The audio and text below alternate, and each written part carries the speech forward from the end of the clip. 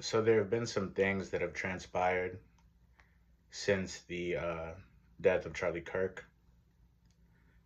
In the immediate aftermath, I had paused to make a video. Frankly, I didn't want to indulge him, but certain things have taken place. More soberingly, the recent passing of Black Panther and Black Liberation Army member Assata Shakur, may she rest in perfect peace, has made me find my voice. Uh, I'd like to just set a table quickly to inform you of where I'm coming from. My name is Isaac Aristotle Ojork. That's my full name. Aristotle is my middle name. My dad has told me that it was basically a coin flip between Aristotle and Chinua. That is for Chinua Achebe, the Nigerian novelist, one of the greatest literary minds of his time. I won't disrespect him by saying only in Africa because his influence truly was global. His magnum opus, Things Fall Apart, is a book I read before I ever read Romeo and Juliet.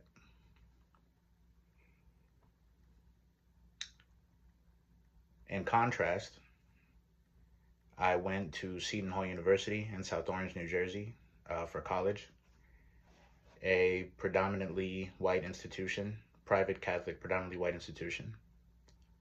And there I met many people from all walks of life. College is good that way, I'll say that much. I met someone from Staten Island, a notoriously racist city, although he was never racist to me.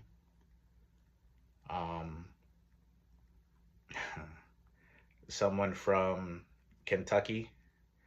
I would joke with him because he would get a buzz cut and I'd say, it really doesn't look like me and you should be talking. I met someone from Worcester, Massachusetts, which honestly sounds wider than Reykjavik. Hell of a goalie. I had a lot of white friends. In fact, I can laugh on it now. It kind of came out. I had a friend who was black, finally, tell me that there was this girl who almost kind of wanted to hold an intervention, like to kind of take me away from my white friends and bring me to Black Student Union meetings, or there was a club called Black Men of Standard at Seton Hall.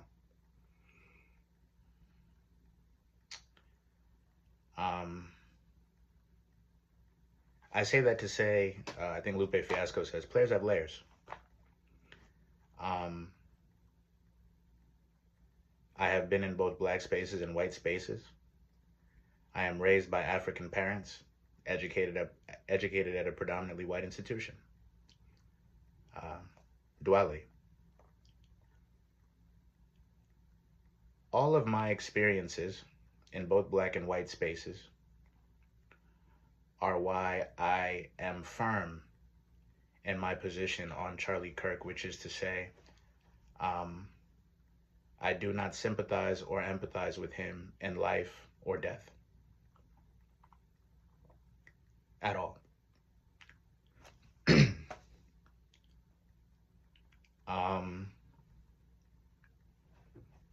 For one, Charlie Kirk was not a politician. He was not a victim of political violence.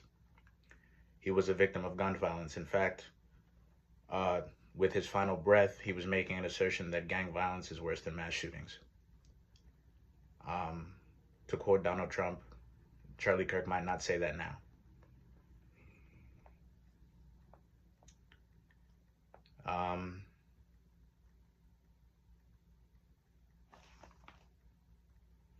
The idea that Charlie Kirk was a champion of free speech and this connoisseur of persuasion through discourse is completely disingenuous. I think first we can touch on what civil discourse is. Civil discourse is the sharing of ideas that neither belittle nor dehumanize uh, the people who you are sharing them with. Charlie Kirk often shared views which were racist, misogynistic, Islamophobic, and xenophobic. Um, None of those types of ideas constitute civil discourse. The operative word in civil discourse is not discourse. Discourse is talking. The operative word is civil. Otherwise, it would be called vile discourse or disgusting discourse or racist, misogynistic, Islamophobic, xenophobic discourse. You cannot sit in front of me and call me the N-word civilly. That's just not how this works.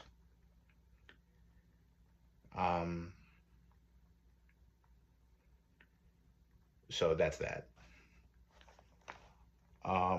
Furthermore, you cannot debate my humanity civilly. Charlie Kirk is someone who would put out a chair in front of me and say, by all means, please convince me why you're an equal human to me. That is not civil discourse. That is a humiliation ritual of which I would never take part. It's as violent as swinging a baseball bat in my head to imply that I am less than.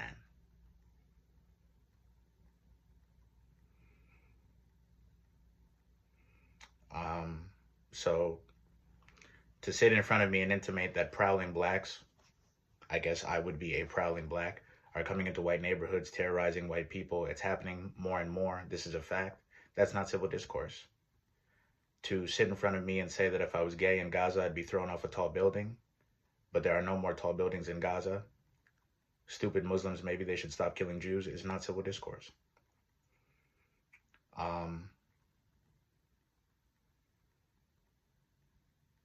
To suggest that blacks commit more crimes than whites when none of the statistics support that, and it's a complete fallacy, is not civil discourse. These are inflammatory views with which he was able to reach, unfortunately, quite a large audience under the guise of the First Amendment.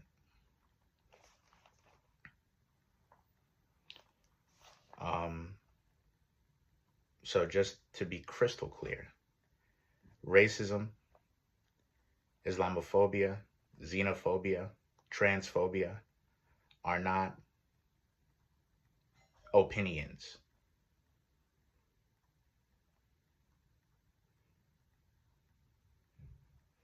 It's been interesting to see that apparently for many people, you know, if you were to ask them to list opinions, they would say LeBron Jordan, Biggie Tupac, pineapple on pizza, and then was slavery bad? In that order.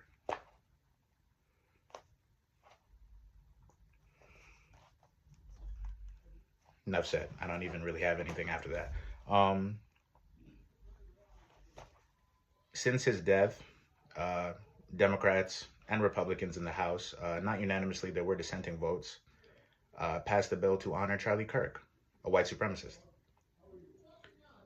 I saw a video of some guy who was really letting Democrats have it, especially, I think Ted Lieu, who's a Democratic representative, was saying, I voted against freaking political violence. You can do that without the wording of the bill is not, oh, this is against political violence. This is a bill honoring Charlie Kirk. Plain and simple. You can say that you don't condone what happened to him without memorializing him. That is the only appropriate response.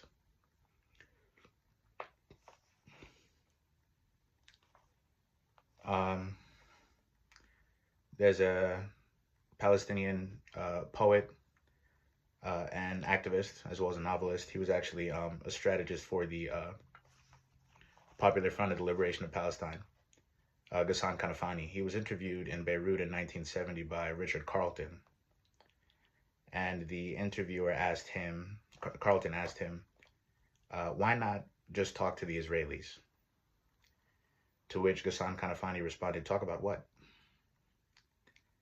And the Carlton continued, just changed the word here or two, but asked him the same question some four or five times.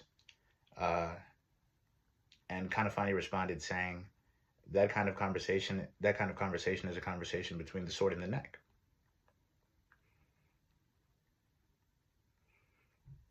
In a situation where there is an occupier and occupied people,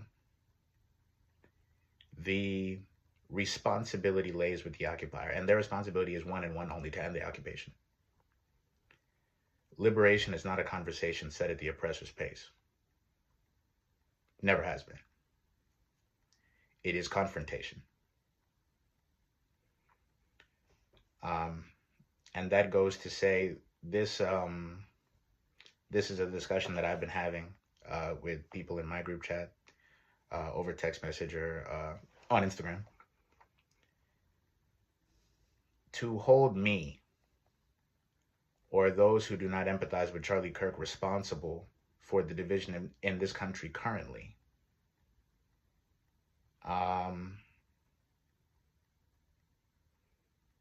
we'll call it a skill issue. As there are lots of words I can use to describe it. It's just completely insane.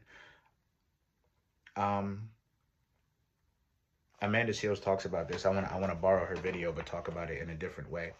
She talks about the accusation that people like her get, black radicals, when they call out a Kamala Harris or a Barack Obama as placeholders for the continuation of capitalism, of the status quo, which continues to oppress you.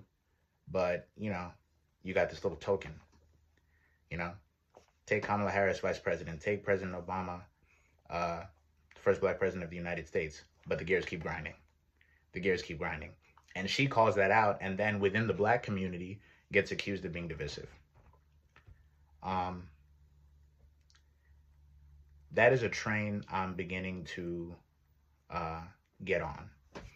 I've been ripping off her story basically since Charlie Kirk died, honestly, because so much of what she's like just taking the words, and I think I told somebody, I had posted one of her stories and someone responded and was like, I love her, and I was like, she's been in my head for 2 weeks. So let me take that idea and bring it to where I want to bring it to.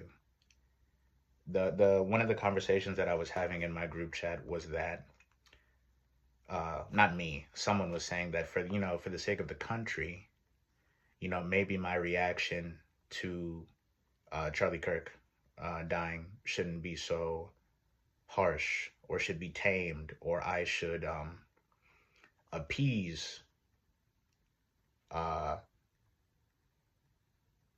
far-right, Republican-leaning, I shouldn't even say Republican, I should just say far-right white supremacy. I should appease that for the sake of the country, because that's what Charlie Kirk represented.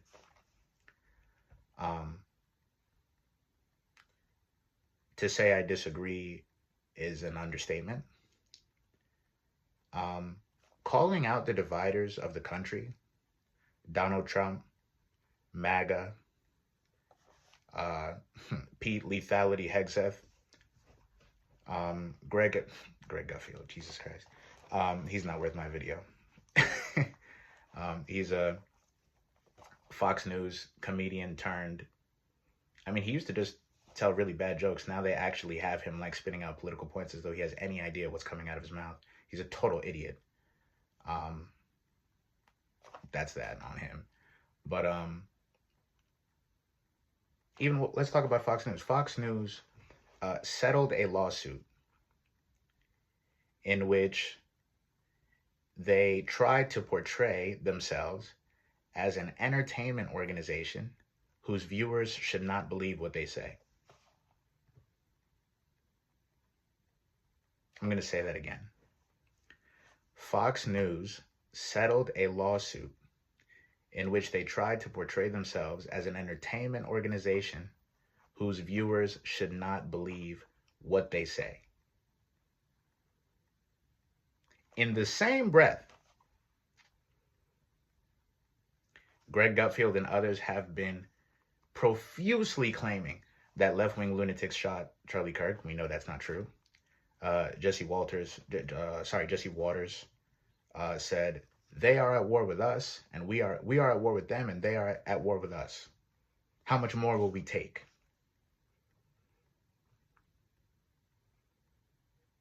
You want me to bring the country together?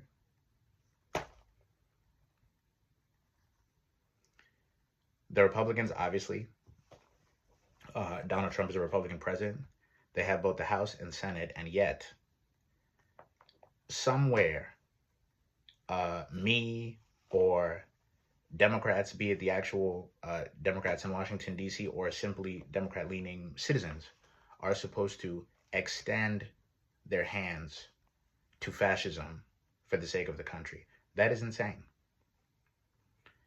I, a black man, am not going to extend my hand to a white supremacist. You want me to walk across a burning bridge, and you want me to douse myself in kerosene when I do it.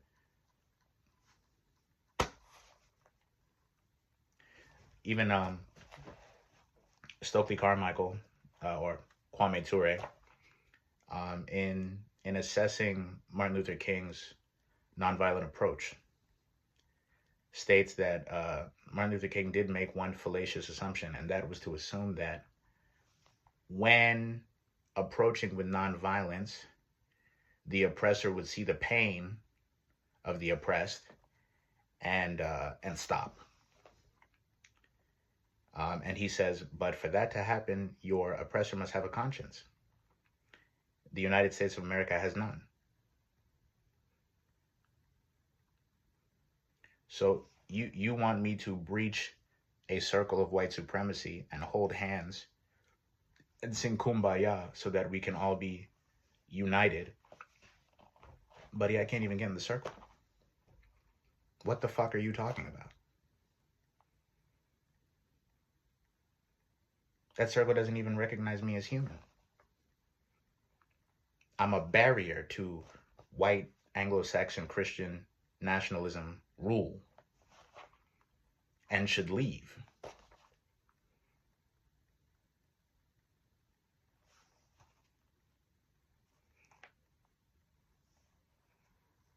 Adam Mockler, who is actually really young, I think he's like 22. This is how he was describing himself on CNN. He's a 22-year-old YouTuber who just completely roasted Scott Jennings, who frankly is running out of things to say. He's someone who, I mean, he's always been a Republican spokesperson, and I used to actually respect his intellect. Then I think he went off on like Michael Eric Dyson maybe a year ago, and I was like, oh, there it is. It was quick, but that that hood came off, and I saw the real him. But anyway, yeah, Scott Jennings this is on CNN just a couple of weeks ago, was like, can you just take responsibility? And he's talking to Adam Mockler that can you just take responsibility for what happened? Left-wing violence is becoming a real problem in this country. They're attacking so-and-so. They shot Kirk.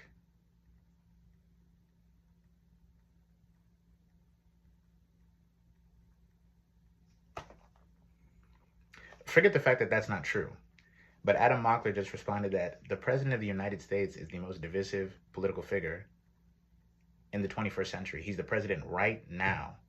I don't know how many times on the campaign he called Kamala communist, Marxist, fascist. You know how he likes to throw words in triplets. I'd like to see him spell acetaminophen, but you're holding me or Adam Mockler or other people who are simply calling out the dividers to a higher standard than the President of the United States himself. Who's more divisive, me or Nancy Mace? Who's more divisive, me or President Trump? Who's more divisive, me or Marco Rubio? when he says that anyone who talks ill of Charlie Kirk to death won't be granted visas to the United States. We're passing bills saying we can't criticize Israel in the United States.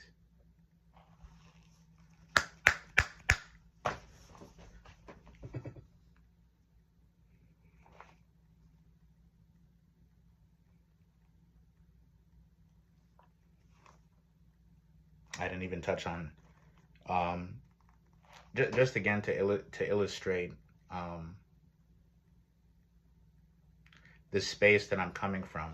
So Charlie Kirk dies, and I see a bill being passed to honor him. They're talking about putting him on coins, or even there was a Republican bill saying that every college should erect a statue of Charlie Kirk.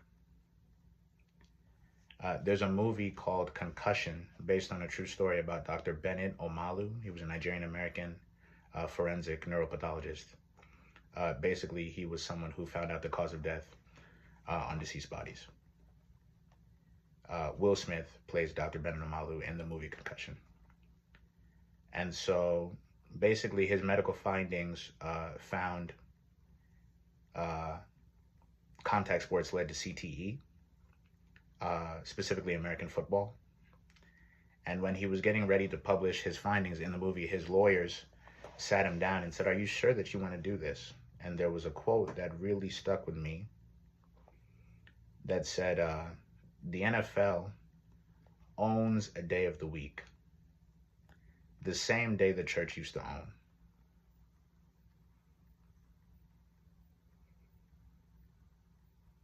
Understand what you're going up against.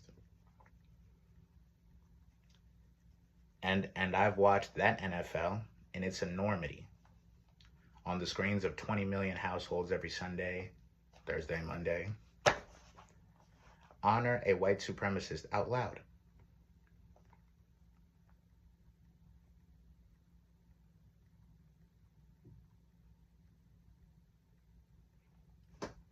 You remember when they didn't want politics in sports?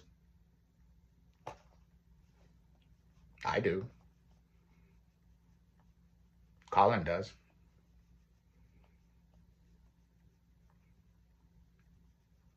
A few teams, not every time. There were a few teams that didn't. Go Birds. They didn't and won.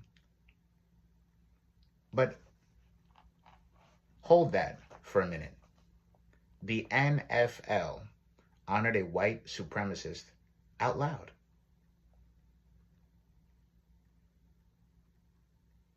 How can I not speak?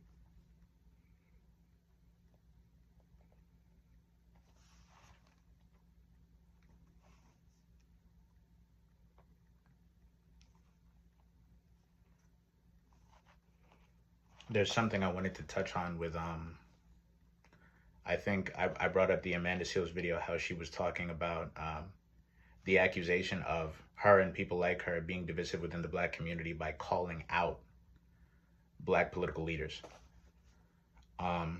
who have per se, climbed the mountaintop of politics, but have left little to show for it for the black community. And there was I want to link that to Tad Stormer. He's a professor of resistance history at the University of Southern Denmark. And he had a phenomenal video. It's a bit thick, but honestly amazing video, talking about why certain resistance movements have been defanged. That was his term. Derailed, stopped, before they could really get going and actually affect real change.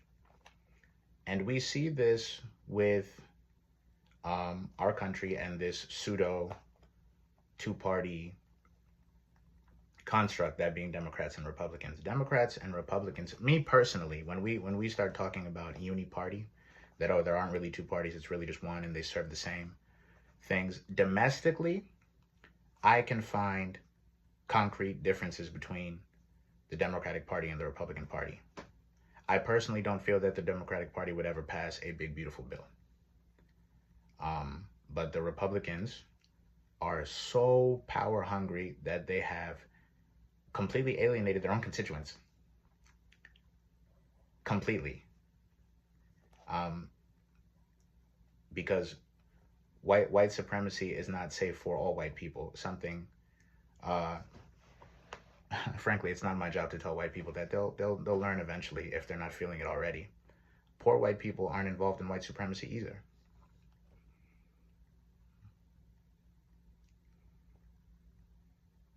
Poor white people on Medicaid are happy right now. Give it a few months. Poor white people on welfare are happy right now. Give it a few months. White supremacy places them in the same boat with black indigenous people of color. And they rely on the fact that those poor white people don't realize that and will vote against their own interests because, hey, as long as it's not a black woman or a Latino woman or a Latino man or a gay man or so on and so forth. So I was saying domestically, I'm not so, I'm cold domestically on the uni-party idea. Regarding foreign policy, I see it completely. Democrats and Republicans are both slaves to Israel and the AIPAC lobby. Point blank, period. Millions have been taken by both Democratic senators and Republican senators, the House, the Senate, all the way up. The trip where 250 Republicans and Democrats went to Israel, I mean, literally, the picture was actually insane. This is you know, it's like when a company is owned by some old people who want to retire and they start looking for people to kind of take it over. That's what it looked like. It was insane. We are the dying company, by the way. America. But Tad Stormer talks about liberal nationalism and the idea that just when perhaps a revolutionary leader may emerge, liberals in power preach patience and that the system will fix itself and quell any type of revolutionary act that may be afoot, because liberal nationalism serves one purpose and one purpose only, which is to preserve capitalism. We just want to keep this thing going. So we will be the second party that we have to be, but in the event that real change were to occur, oh no, we're gonna have to nip that in the bud. And we've seen it. I mean, in my lifetime, I've seen it. Currently, Zoran Mamdani is the face of the Democratic Party, as far as I'm concerned.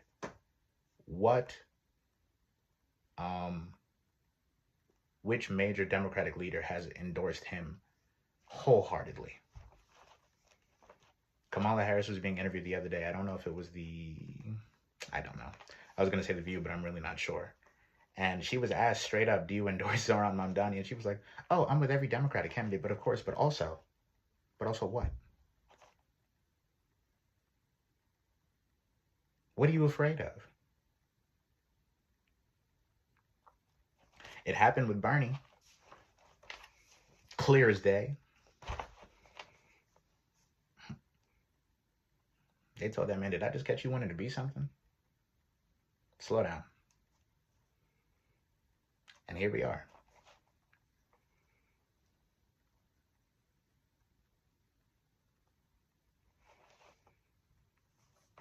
And so liberal nationalism is a real threat to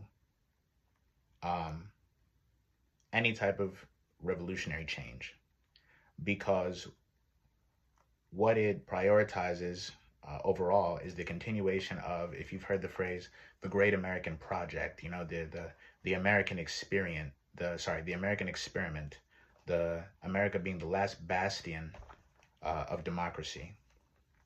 That's something that Ezra Klein of the New York Times wrote about in his piece on Charlie Kirk, where he actually said that Charlie Kirk practiced politics the right way. Thankfully, Ta-Nehisi Coates wrote a article for Vanity Fair that just cleaned that right up.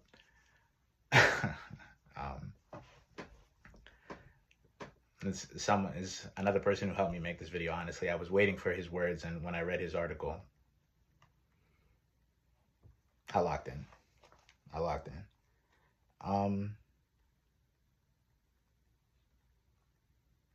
Yeah, but these are the nuances that are really, really important to understand, because one would question that how can we simply be stuck in this kind of malaise of progress, and yet we're in the same spot, you know? We've had a black president, but our community, especially now, and, you know, I'm not blaming Obama for Donald Trump cutting HBCU funding or cutting programs that help. I saw something, he cut a program that was helping a black neighborhood, and I don't know, it was somewhere in the Midwest, deal with like sewage problems. You know, their roads would flood, and so they got a grant to fix that. And Donald Trump said no, because he's wiping anything that says black, equity, women, just full-fledged erasure of the progress in marginalized communities that has been made under the previous administration, even starting back with the Obama administration.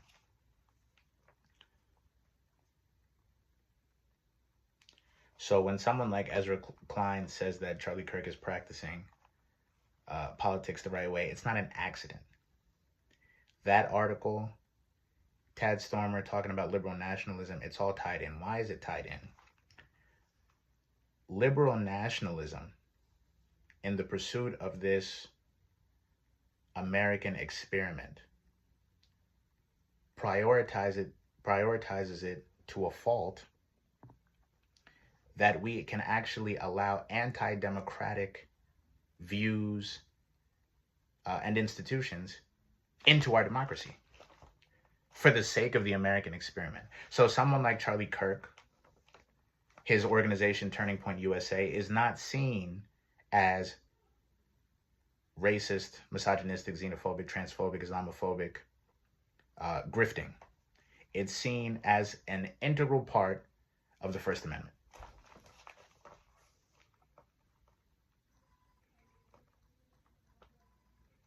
In layman's terms, in this pursuit of freedom, we have let foxes into our henhouse.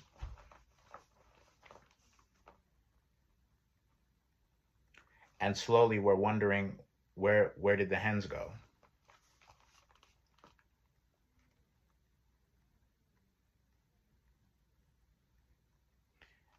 The division in this country is of our own making because we allowed for a Donald Trump. We allowed for people like Charlie Kirk. We allowed for, when we talk about his legacy, Turning Point USA had a watch list of professors. These are professors that, you know, countered Christian nationalism, talked about critical race theory, gender studies. There's a black professor, Stacey Patton, who actually talked about the fact that she was doxxed because of Charlie Kirk. And now she's looking around and seeing people say that he was this persuasive speaker. This is a 31-year-old man who was brilliant enough to drop out of community college and debate kids and lose often. I don't call drowning them out with misinformation a win. He was at, I don't know if it was Oxford or Cambridge, and got completely eviscerated. He was saying that Zelensky was a dictator because he wouldn't hold elections, even though he knows very well that in the Ukrainian constitution, they cannot have elections because they're under martial law. It's no debater. You just take disingenuous angles and hope no one notices. You're lying.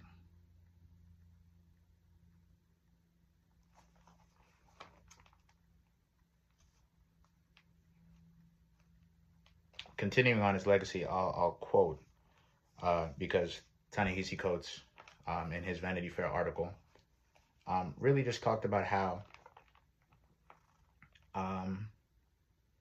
he was, as far as I'm concerned, he was very nicely telling Ezra Klein to just shut the fuck up. But he did it in a way only he could. Um, Talking about Kirk's legacy, Islam is the sword of the left used to slit the throat of America. The LGBT community are freaks, and he used the slur calling trans people trannies.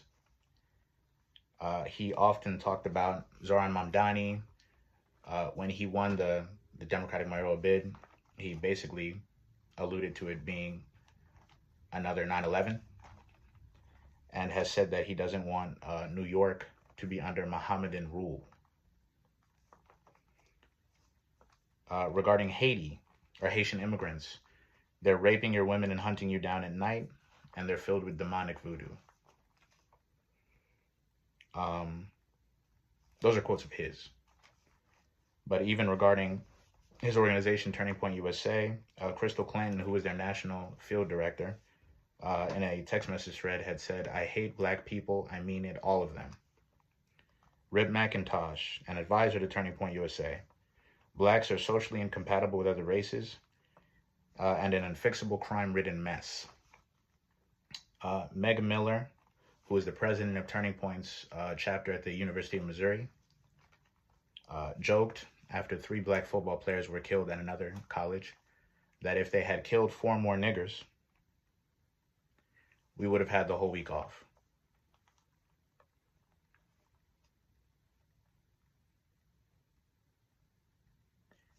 I'm supposed to make room for this because Charlie Kirk had a wife and kids.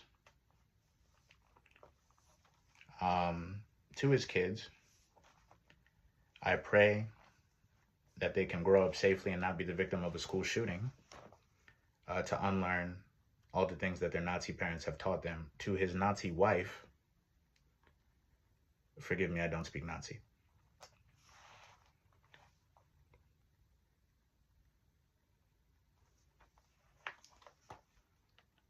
I think it's just really important to be informed. Is something I've been saying a lot.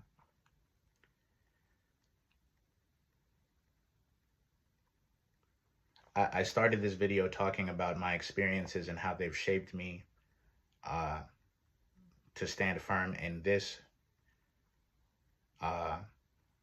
stance on Charlie Kirk. So to come full circle, I don't memorialize bigots.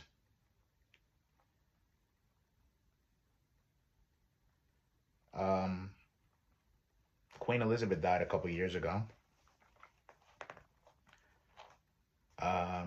She actually was crowned queen as a little girl in Kenya, at a time when the British were still colonizing Kenya. Kenya is the country of my parents' birth. My dad was born in 1959, so he's actually older than Kenya because Kenya didn't gain independence until 63.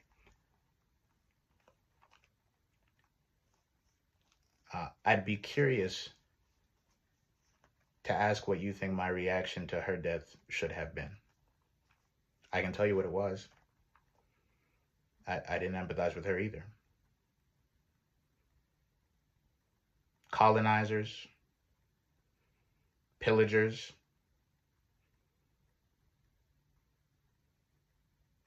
white supremacists are not people who see me as human. And because of that, I do not empathize them. I do not empathize with them or sympathize with them or memorialize them in life or death. It's just that simple. Like I said, I will not walk a burning bridge while doused in kerosene to shake hands with a white supremacist. There's no unity in lunacy. And to do that is lunacy for me. The real question is, why do you make room for white supremacy?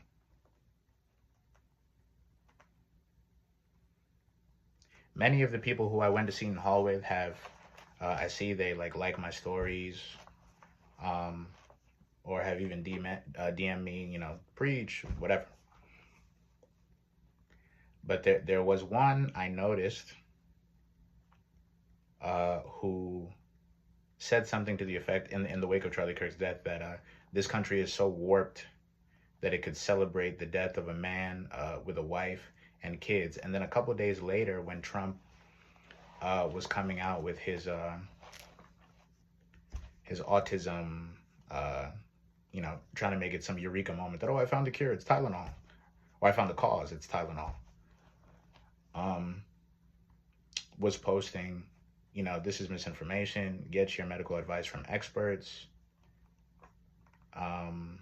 He was countering that. I say that to say, obviously, this is someone who is informed, but something makes him comfortable defending white supremacy. I don't know what that is.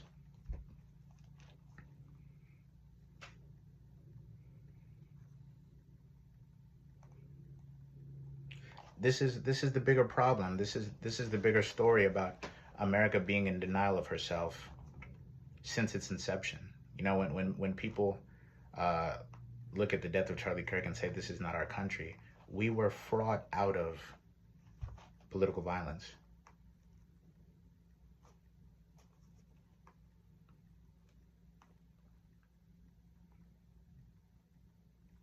Where were you the last 300 years?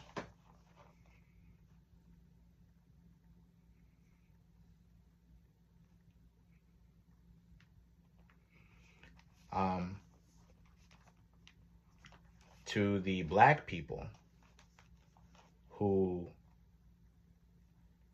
are engaging in such extreme self-hate as to align yourselves with your oppressor and his ideologies,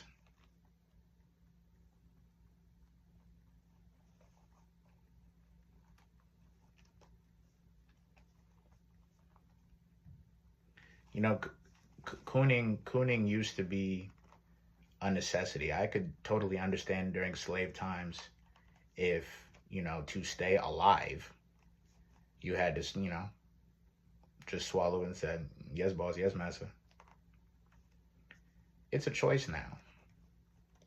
So whatever skill issue you have, fix it. Fix it. It doesn't look good on you.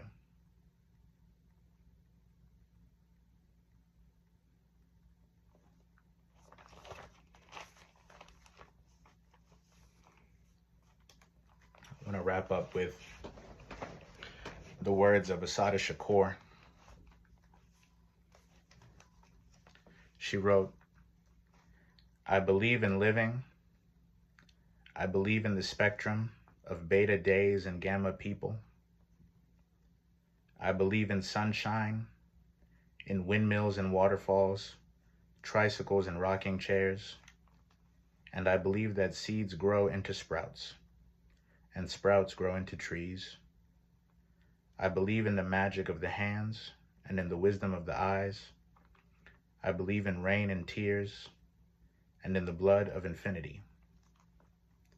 I believe in life, and I have seen the death parade march through the torso of the earth, sculpting mud bodies in its path. I have seen the destruction of the daylight and seen bloodthirsty maggots prayed to and saluted. I have seen the kind become the blind and the blind become the bind in one easy lesson.